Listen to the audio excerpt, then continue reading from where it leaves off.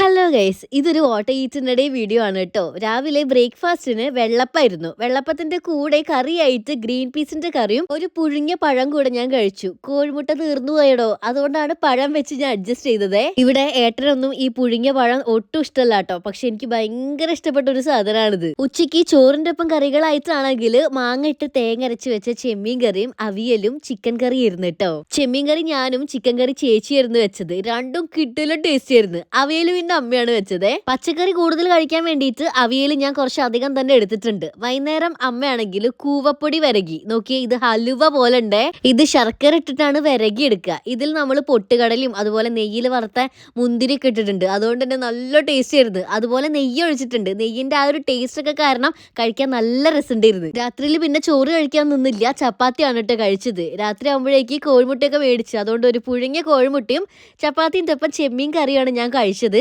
അതുപോലെ നമ്മുടെ അവിയൽ ബാക്കിയുണ്ടായിരുന്നു, അതുകൂടെ അങ്ങ് കഴിച്ചായിരുന്നു. ചെമ്മീൻ കറി ചപ്പാത്തി ഒരു രക്ഷയുണ്ടായിരുന്നില്ല. അപ്പൊ ഇത്രയൊക്കെ ഉള്ളൂ. നമുക്ക് എന്തായാലും അടുത്ത വീഡിയോയിലൂടെ കാണാം. ടാറ്റാ.